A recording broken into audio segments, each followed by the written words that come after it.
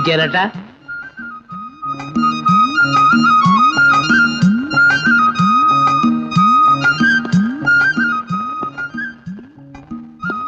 కళ్ళజోడు లేకుండా మాట్లాడలేరా? అబ్బా మనకేం అభ్యంతరం. మిమ్మల్ని ఎక్కడో చూసినట్టుగా ఉంది. ఎక్కడే ఉందండి? ఏ ఎంపీ ఇంట్లోనో ఏ మినిస్టర్ ఇంట్లోనో చూసుంటారు. అంటే నేను ఎప్పుడు వాళ్ళతోటే కదండి తిరుగుతూ ఉంటాను. నా పేరు పాలిటిక్స్ పోతురాజు లేక పీపీ అంటారు. మీరు వినే ఉంటారు. వినకపోవచ్చు, మనకే అభ్యంతరం. మీరేం చేస్తుంటారు? ఏముందండి, అపాయింట్మెంట్లు, ట్రాన్స్ఫర్లు, అప్పుడప్పుడు సస్పెండ్లు, డిస్మిస్లు, వాళ్ళ అవసరాలను బట్టి ఆయా పనులు ఆయా విధంగా చేస్తూ ఉంటానండి, అంతే. అయితే మీరు బ్రోకర్ అన్నమాట. అయ్యా తమరు ఏదో అనకూడని మాట అన్నట్టుంది. అనవలసిన మాట అన్నాను. అంతేనంటారా? అంతే. మనకే అభ్యంతరం. ప్రసాదరావు గారు మీకేం అవుతారు? ఆయన నాకు స్వయానా బావగారండి. ఆ ఇంటి కష్ట సుఖాలు చూడవలసిన వాళ్ళు ప్రప్రదం నేనే. అయితే ఆ అమ్మాయి చనిపోయినప్పుడు మీరు ఎక్కడ ఉన్నారు? హైదరాబాద్ లో హోమ్ మినిస్టర్ గారి ఇంట్లో ప్యాకెట్ ఆడుతున్నానండి. ఆయన మీకు కావాల్సిన స్నేహితుడా? బలివారండి. చిన్నప్పుడు ఆయన నేను దొంగతనంగా బిడీలు కాల్చేవారు అండి. అయితే ఆ అమ్మాయిది మీరు హత్యని భావిస్తున్నారా, ఆత్మహత్యని భావిస్తున్నారా? ఇంకా సంశయం ఏంటండి, ఆత్మహత్య. ఇదిగో నా మాట వినండి, త్వరగా ఆ ఫైల్ మూసేయండి. ఎవరిని ఎప్పుడు మూయాలో మాకు బాగా తెలుసు. ఇక మీరు వెళ్ళొచ్చు. అయ్యా తమరు నన్ను అపార్థం చేసుకున్నట్టుగా ఉన్నారు.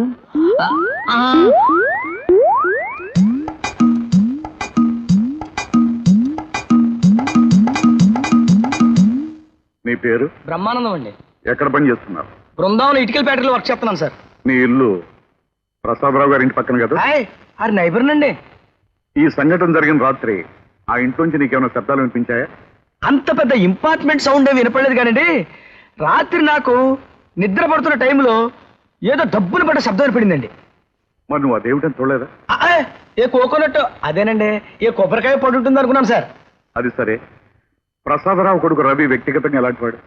పాపం గంగి గోవు లాంటి అండి. 4 పెగ్గులడ్డా అనుకోండి, అడ్డగాడిద కంటే అన్యాయం అండి. చాలా బ్యాడ్ ఫెలో అండి. రాత్రులు అప్పుడప్పుడు జ్యోతమ్మ అరుపులు ఏంటంటే మనసు మెల్టింగ్ అయిపోద్దండి. అంటే అతను అమ్మాయిని కొట్టుండగా నువ్వు ఎప్పుడైనా చూసావా? అరుపులు ఏంటంటే తెలియదండి బాబు. లవ్వింగ్ చేస్తున్నాడు, బీటింగ్ చేస్తున్నాడు. అబ్బే అది చాలా బ్యాడ్ అండి. All right. ప్రసాదరావు ఎలాంటి వాడు? ఒక ముక్కలు చెప్పనండి, దొంగ రాసుకెళ్ళండి. వెరీ ఫ్రాడ్ అండి. దొంగ రాసుకెళ్ళండి. ఆడిది నడమంత్రం సరేండి బాబు. మొన్నటిదాకా ఫుడ్కి మందుకి లాటరీ కొట్టాడు.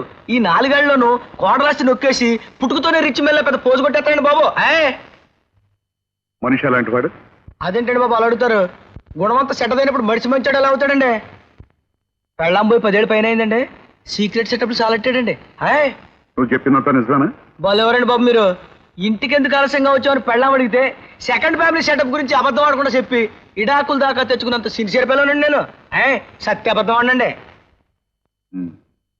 ఆల్ రైట్, నువ్వు వెళ్ళు.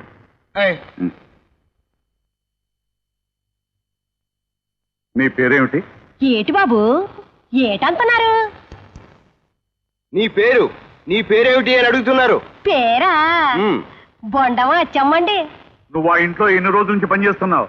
వయసా 3 పుష్కరాలకు ముందు పుష్పోతనయ్యారు. దాన్ని బట్టి నెక్కేసుకోండి. అయ్యగారు అడిగింది అది కాదు. నువ్వు ఆ ఇంట్లో ఎన్నాళ్ళ నుంచి పనిచేస్తున్నావు? ఎన్నాళ్ళ నుంచి? ఏటంటారు? పేద ఆ విషయం వదిలే. చూడొచ్చమ్మా, రవి జ్యోతి ఎలా ఉండేవారు? ఏటంటారు? భార్యాభర్తలిద్దరూ బాగా ఉండేవారా అని అడుగుతున్నారు అయ్యగారు. వినపడుతోందా? ఏటి బాబు అలా అర్థం? నాకు ఈ శివుడు అనుకున్నావా? బాగానే వినపడద్దే. అయితే చెప్పు, రవి జ్యోతి బాగా ఉండేవారా? జీతం గురించా? ప్రతి నెల 25 రూపాయలు ఇచ్చేదా జ్యోతమ్మ. ఇప్పుడు ఆ జ్యోతమ్మ కూడా పోయింది. ఇప్పుడు నాకు ఎవరిస్తారు? నన్ను ఎవరు చూస్తారు? నడిచేసేది దేవుడా. జ్యోతి మరణం ఆత్మహత్య అనిపిస్తుంది. అవును సార్, ఆవిడ ఇంతకు ముందు ఒకసారి చేసిన ఆత్మహత్య ప్రయత్నాన్ని బట్టి, పోస్ట్ మార్టం రిపోర్ట్ను బట్టి ఇది ఖచ్చితంగా ఆత్మహత్య అయి ఉంటుంది. పక్కది ఆత్మహత్య కాదు, ఖచ్చితంగా హత్యే. అమ్మా లలిత, ఏమిటమ్మా ఇది? అవునా, పక్కది హత్యే. I can prove it. yes I can prove it. ఒక బ్రహ్మానందం సాక్ష్యం తప్ప ఏ సాక్ష్యం వ్యతిరేకంగా లేదు. కానీ బ్రహ్మానందం సాక్ష్యాన్ని గట్టి సాక్ష్యంగా భావించలేదు. అవును సార్, వాడొట్టి వాగుడికాయ. మనం ఈ ఫైల్ మూసేకి తప్పదేం. చూద్దాం ఏం జరుగుతుంది. Good night. Good night sir.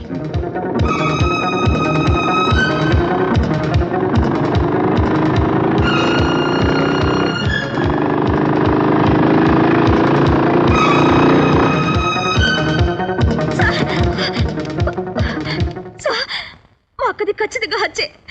వాళ్ళని అరెస్ట్ చేసి ఊరికమ్ము ఎక్కించండి సార్. చూడమ్మాయి, ఇంతకు ముందే నీతో చెప్పి మా బాధ్యతలను గుర్తు చేయనక్కర్లేదు. తగిన ఆధారాలు దొరికి మీ అక్క ఇది హత్య అని తెలితే అంతకుండా పట్టుకుని తప్పకుండా శిక్షిస్తాం. ఇక నువ్వు వెళ్ళదు. సార్ సార్ దయచేసి నేను చెప్పేది వినిపించుకోండి సార్. మా అక్కది హత్యని నిరూపించడానికి నా దగ్గర బలమైన ఆధారం ఉంది. నాకు 2 నిమిషాలు టైం ఇవ్వండి సార్ ప్లీజ్. Only 2 minutes. సరే, పైకి రా. Thank you. కూర్చో. చెప్పు. సార్, ఉదయం 11:30కి పోస్ట్మార్టం జరిగింది. పోస్ట్మార్టం రిపోర్ట్లో అప్పటికి 15 గంటలకు ముందు ఆమె మరణం సంభవించిందని నిర్ధారించబడింది. అవునా? అవును. అంటే అంతకు ముందు రోజు రాత్రి 8:30కి ఆమె చనిపోయి ఉండాలి. అవును. కానీ అలా జరగలేదు సార్. అంటే 8:30కి మా అక్కకి ఎందుకు దూకి చనిపోయిన మాట నిజమే అయితే అదే రోజు రాత్రి 9:30 గంటల వరకు బ్రహ్మాండమైన వర్షం వచ్చింది సార్. మరి ఆ వర్షంలో మా అక్క శవం బాగా తడిచిపోయి ఉండాలి. రక్తం అంతా కరిగిపోయి ఉండాలి కదండి.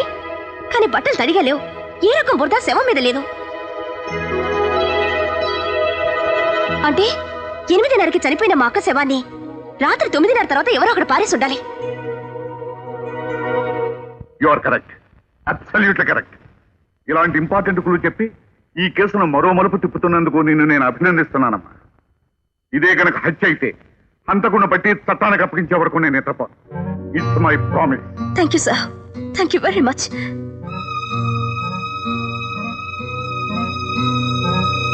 మీతో నేనెందుకు అబద్ధం చెబుతాను సార్? శవ పరీక్ష రిపోర్టు ఆధారంగా ఆ అమ్మాయి చెప్పిన పాయింట్ని బట్టి ఎస్పీ వర్మ గారు ఇది ఆత్మహత్య కాదు, హత్య అని అనుమానపడుతున్నారు. చిచ్చి ఆ డాక్టర్కి బొత్తిగా బుద్ధి లేదయ్యా. వెనక ముందు గంటలు లెక్క చూసుకోకుండా ఎలా రాశాడు రిపోర్టు? వాడు రాశాడు సరే. పోలీస్ ఆఫీసర్లే పట్టుకోలేని పాయింట్ ని ఈ పిల్లలా పట్టుకుందా అని నా పాయింట్. ప్రస్తుతానికి ఈ పాయింటే పట్టుకుంది. ముందు ముందు ఇంకా ఏం పాయింట్లు పట్టుకుంటుందో ఏమో. అపశకునం మాటలు ఆపి మీ ఎస్పీ మా దారికి వచ్చే దారి ఏంటో చెప్పవయ్యా. ఆయన ఎట్టి పరిస్థితుల్లోనూ అనుకున్నది సాధించే మనిషి సార్. నిజంగా మనకే అభ్యంతరం. ముందు మర్యాదగా చెప్తాను, ఆ తర్వాత బ్రతిమలాడతాను. అక్కడికి అన్నాడు అనుకో, ఏం చేస్తాను?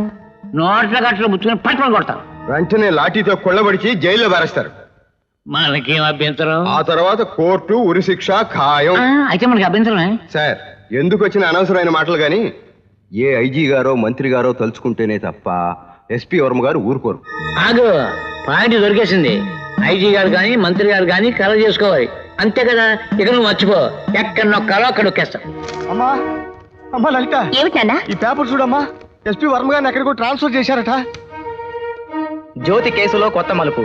జ్యోతి అనుమానాస్పద మరణాన్ని దర్యాప్తు చేస్తున్న ఎస్పీ వర్మకు టెలిగ్రాఫిక్ ట్రాన్స్ఫర్ ఆర్డర్స్. ఎస్పీ వర్మను రూరల్ ఏరియాకు బదిలీ చేస్తూ అర్జెంట్ ఆర్డర్స్ వచ్చాయి. రాత్రికి రాత్రే ఆయన బయలుదేరి వెళ్ళాలి. ఉదయం ఆయన ఉద్యోగ బాధ్యతలు స్వీకరిస్తారు. ఆయన స్థానంలో ఎస్పీ దేవదాస్ వస్తారు. ఇది అన్యాయం, అక్రమం. ఈ వచ్చే ఎస్పీ దేవదాస్ ఎలాంటివాడు? I'm Das, Devadas, SP. My dear staff, ముందుగా నా గురించి నేను కొంచెం చెప్పుకోవాలి. నా ప్రవర్తన, మూమెంట్స్, ఆర్డర్స్, మాటలు, చేతలు అన్నీ కాస్త కొత్తగా, విచిత్రంగా, అర్థం కానట్టుంటాయి. కానీ మీరు అర్థం చేసుకోవాలి. అర్థమైందా? Yes sir. గుడ్. నాలో ఉన్న మరో విచిత్రమైన విషయం ఏమిటంటే, నేను చెప్పిన విషయం ఎవరికైనా అర్థం కాకపోతే నాకు పిచ్చ కోపం వచ్చేస్తూ ఉంటుంది. అదేమిటో నాకే అర్థం కాదు. అర్థమైందా? Yes sir. నా ప్రవర్తనే కాకుండా నేను కేసు డీల్ చేసే విధానం కూడా చాలా విచిత్రంగా ఉంటుంది. ఫర్ ఎగ్జాంపుల్, మన మినిస్టర్ గారి ఇంటి ముందు గొడవ చేసేవాడు మీకు దొరకలేదు కదూ? లేదు సార్, దొరకలేదు. దొరుకుతాడు, వెతకాలి. దొరికాడు. పాపం అని ఎలా తీసుకురండి. ఎరా, మినిస్టర్ గారింటి ముందు అల్లరి చేస్తావా? నేనా? మీరు తీసుకెళ్ళి అర్థం కాలేదనుకుంటాను. అర్థం చేసుకోవాలి. Yes sir. అవును, ఆ జ్యోతి కేసుకు సంబంధించిన ఫైల్ ఎక్కడుంది? సింపుల్, ఇది ఖచ్చితంగా ఆత్మహత్యే. ఇందులో అర్థం కాకపోవడానికి ఏముంది? కాకపోతే ఆ బ్రహ్మానందం అనేవాడి సాక్ష్యమే నాకు కాస్త అర్థం కాలేదు. వాడిని తీసుకొచ్చారా? తీసుకొచ్చాను సార్. గుడ్, ప్రవేశపెట్టండి. వాడిని నేను బాగా అర్థం చేసుకోవాలి. నమస్తే అండి, మై నేమ్ బ్రహ్మానందం అండి.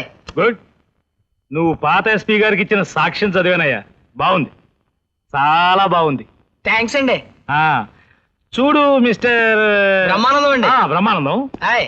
ఆ రోజు రాత్రి, అదే ప్రసాదరావు గారి కోడలు చనిపోయిన రోజు రాత్రి నువ్వెక్కడున్నావు?